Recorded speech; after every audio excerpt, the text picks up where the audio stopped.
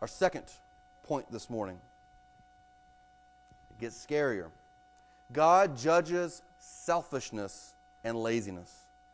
God judges selfishness and laziness. Let's look at verses 6 through 11. And Judah took a wife for his firstborn, and her name was Tamar. But Judah's firstborn, was wicked in the sight of the Lord, and the Lord put him to death. Then Judah said to Anan, go into your brother's wife and perform the duty of a brother-in-law to her and raise up offspring for your brother. But Anan knew that the offspring would not be his. So whenever he went into his brother's wife, he would waste the semen on the ground so as not to give offspring to his brother. What he did was wicked in the sight of the Lord, and he put him to death also. Then Judah said to Tamar, his daughter-in-law, remain a widow in your father's house till Shelah, my son, grows up. For he feared that he would die like his brothers. So Tamar went and remained in her father's house. Here, and Tamar, they marry. They're both Canaanites. They're both pagans. Judah's not protecting his family. He's following like his father.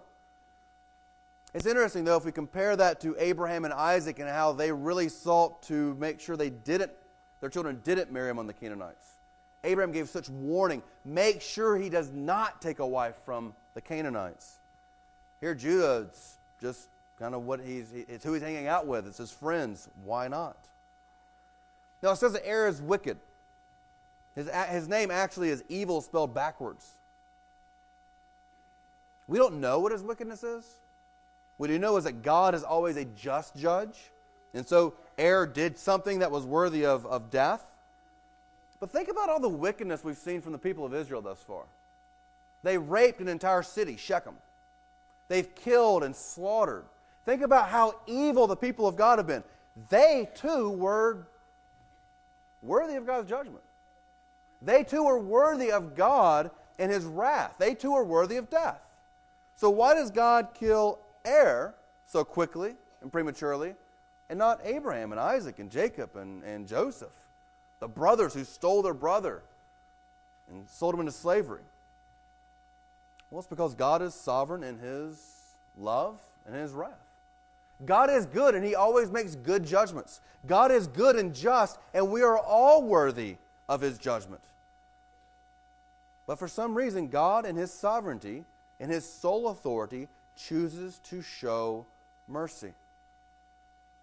As we think about this, we really should be scared. Is God being patient with you right now in the midst of your sin? Is God not exercising a clear judgment against you right now, even though you know you're sinning? Even though you know there's a pattern of behavior and choices that are not wise, that are worthy of God's destruction, worthy of death? Is God being patient with you in his grace, and you're taking that for granted? Friends, his patience doesn't wear out, but he does go to other means to correct his children. Be fearful of letting God's patience be taken for granted.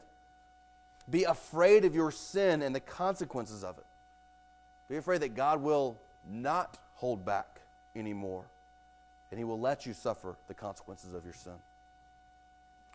Let's look at Anan. Tamar is handed to him after dies. And this is a cultural way of thinking. Having a lineage, having a people is extremely important in the mindset. And so if a brother dies before he's able to have children, his brother, the next in line is supposed to provide an offspring for him. Judah follows the pattern. He says, Anan, I need you to go into your brother's wife, and therefore give your brother a son. Well, Anan's selfish. He doesn't want to do that. It'll actually hinder his inheritance. Right now, he's going to be the firstborn status. He's the oldest brother. He's going to get the best piece of property. But if he gives his brother a son, that's not going to be his son. That son will then get the first rights. And the property be divided against Onan's favor. So he wastes his semen on the ground. I'm not sure this is supposed to be primarily opposed to birth control. I think the real issue is how selfish we are. It was his duty, it was his responsibility to give his brother an offspring. He's not willing to do his duty as a brother. Instead, he's motivated by selfish gain and profit. That gets worse. Judah says to Tamar, "Go back to your father's house. As soon as my youngest son comes up, I'll give him to you. We will give you another man to hopefully have an offspring." But you know, because the text reveals this, he's afraid that his other son's going to die as well. Judah's not wise. He's not observant. He doesn't get it. He blames Tamar for his son's death, not his son's wickedness. He's blind to his own children's sin and the reason they really died. But Tamar's the easy scapegoat. It's not his own child. He thinks Tamar has bad mojo. And so he tries to hide her away. Now, the father-in-law, he could actually release her. He could say, "You know what? This isn't working out. You go back to your father's house, find a new husband, maybe become a temple prostitute. Whatever you want to do, I'm going to release you from my family." That's his power. He doesn't release her. He just says, "Go and hide out over there. Quit being a burden to me and my family. Don't kill another one of my sons." He blames her when it's really his own son's fault. What's amazing about this, as we're going to look ahead, Tamar is the hero in the story. She'll remind you of Ruth in many ways.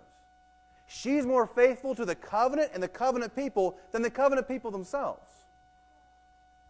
Here we see a woman being presented as a hero in a male-dominated society because of the way God has ordered things.